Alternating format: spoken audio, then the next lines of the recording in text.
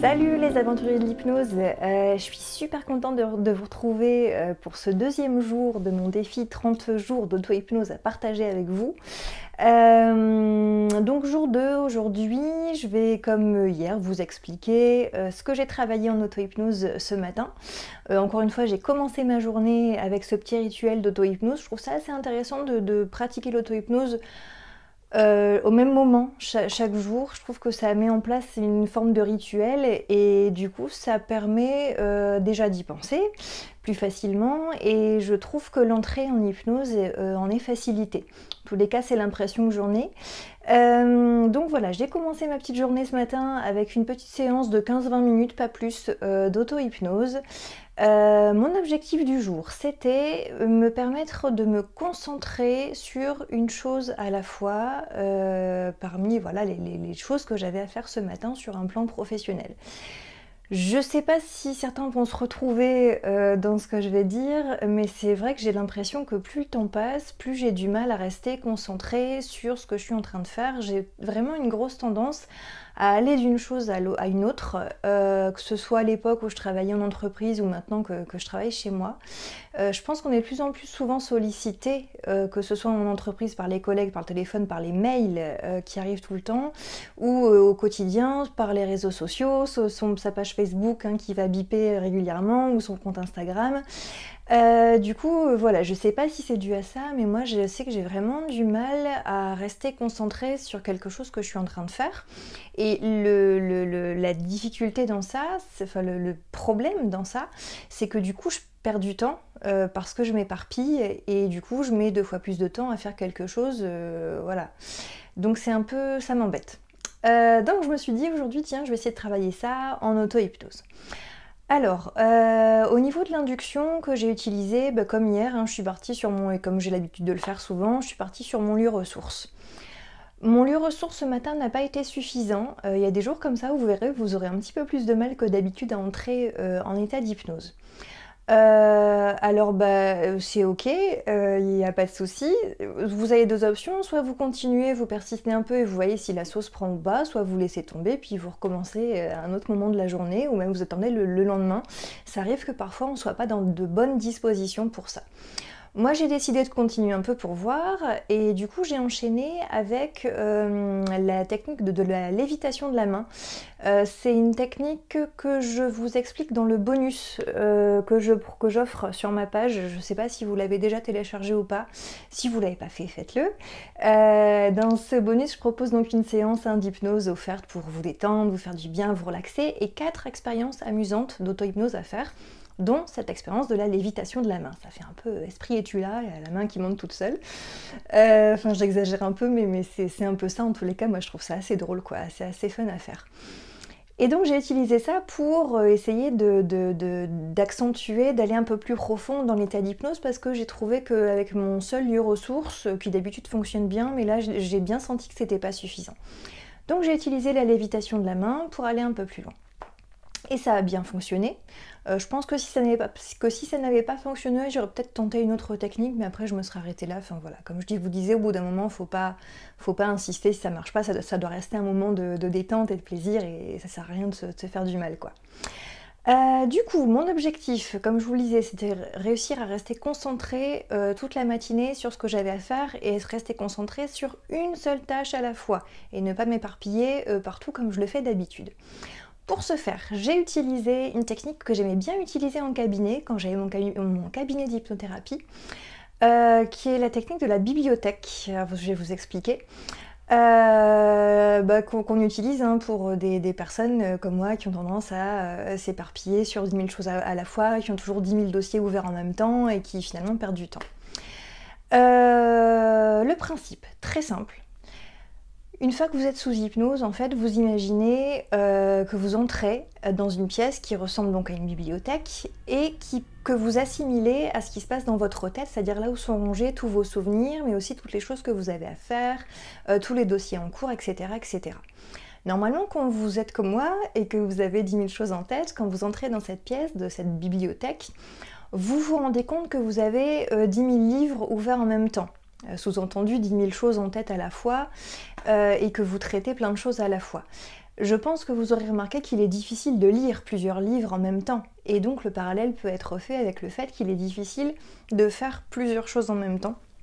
En tous les cas, on peut les faire, on peut choisir de faire plusieurs choses sur une matinée, c'est pas un problème, mais à condition d'en boucler une et puis de passer à une autre, de fermer le livre en quelque sorte. Et c'est justement ce qu'on va faire dans cette technique. Donc cette bibliothèque, alors je vous explique un petit peu si vous voulez utiliser la technique. Prenez bien le temps en début de séance d'imaginer cette bibliothèque, de voir vraiment les meubles, est-ce que ce sont des meubles plutôt anciens, plutôt récents, plutôt modernes, l'ambiance qui s'en dégage, la luminosité, est-ce qu'il y a de la poussière sur les meubles, est-ce qu'il y a des livres ouverts un peu partout, le nombre de livres qui s'y trouvent, comment sont-ils rangés, voilà. Moi je sais qu'au début quand je suis entrée dans cette bibliothèque, alors c'est marrant, je pense à ça, c'est la première fois que j'utilisais cette technique sur moi-même, alors que je l'ai souvent utilisée en cabinet, comme quoi les cordonniers sont les plus mal chaussés. Donc au début quand je suis entrée dans cette bibliothèque, elle était vraiment un peu sombre, avec une ambiance un peu feutrée, avec des étagères, enfin des vieux meubles un peu à l'ancienne. Ça m'a un peu fait penser aux ambiances des romans d'Agatha Christie, comme ça, un peu feutré, un peu à l'ancienne. Et ça m'allait, hein, voilà, ça m'allait très bien. Et ensuite, le but du jeu, c'est de commencer à ranger et de se dire, ok, il y a plein de livres d'ouverts, je peux pas lire plusieurs histoires en même temps, sous-entendu, je peux pas traiter plusieurs choses en même temps, je vais m'éparpiller, et du coup, je vais commencer à ranger, et le but du jeu, c'est qu'à la fin, il ne reste qu'un seul livre d'ouvert. Donc c'est ce que j'ai fait, je me suis attelée à la tâche, et ce qui est marrant, c'est que l'ambiance, je trouve, de cette bibliothèque virtuelle a évolué au fur et à mesure de ce rangement et j'ai eu l'impression que la luminosité changeait, que la pièce devenait beaucoup plus claire. Il y avait aussi en entrant cette espèce d'odeur de vieux livres là qui est partie au fur et à mesure que je rangeais et que je faisais un peu le ménage. Donc voilà, en fait vous mettez de l'ordre dans cette bibliothèque intérieure comme vous mettez de l'ordre finalement dans votre tête, dans vos pensées, dans vos tâches, et du coup le but final c'est de faire comprendre à l'inconscient que c'est bien plus efficace de se concentrer sur une seule chose à la fois, et donc de ne garder qu'un seul livre ouvert, et à la fin de ce travail vous devez avoir un seul livre ouvert sur votre bureau, votre table de travail de bibliothèque. En sachant que j'ai aussi signifié à mon inconscient que même si j'étais en train de ranger tous ces livres, il restait parfaitement ok, enfin il savait exactement où trouver les autres livres que j'avais fermés et que j'avais rangés. Voilà, il ne s'agit pas de complètement occulter tout ce que vous avez à faire, mais c'est vraiment réussir à se concentrer sur une seule chose à la fois. Voilà, donc j'ai fait tout ce travail, donc ça m'a pris voilà, 15-20 minutes, hein, c'était assez rapide. Et j'ai commencé à travailler. Alors ma grande tentation pour moi en tous les cas c'est mon Facebook, d'autant plus que j'avais des choses professionnelles à faire sur Facebook, donc ça a été un peu compliqué. Mais j'ai trouvé que j'avais été un peu plus efficace que d'habitude et surtout un peu plus concentrée que d'habitude. Je vous cache pas que ça n'a pas été miraculeux non plus, j'ai eu des tentations, j'y ai résisté. Est-ce que c'est la chance du débutant en gros? Est-ce que parce que voilà j'avais pensé à cette séance que ça m'a influencé? Peut-être. J'aurais bien envie de retenter ça, peut-être de le pratiquer plusieurs jours d'affilée pour voir un peu ce que ça donne et si à terme ça me permet vraiment d'améliorer ma concentration.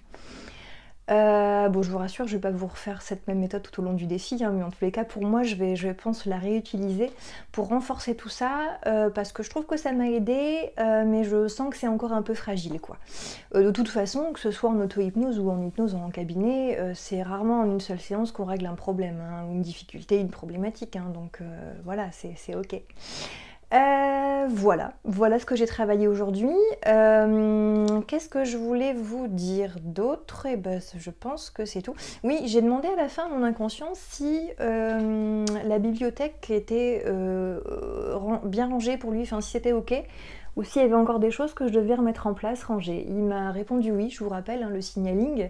N'hésitez pas à l'utiliser pour dialoguer comme ça avec votre inconscient, pour vérifier qu'au fond de vous-même tout est ok et que voilà, vous avez suffisamment travaillé ce que vous aviez travaillé pour aujourd'hui, en tout cas, même si ça ne vous empêche pas d'y retravailler à un autre moment.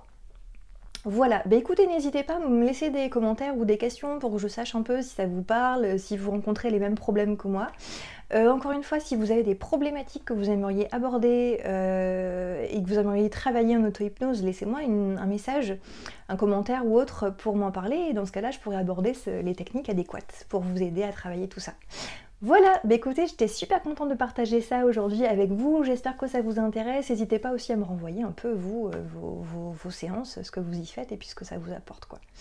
Voilà, bah écoutez, je vous dis à demain, passez une belle fin de journée, et puis bah à demain pour le jour 3 de ce défi, 30 jours d'auto-hypnose à partager avec vous. À demain mes aventuriers de l'hypnose, salut!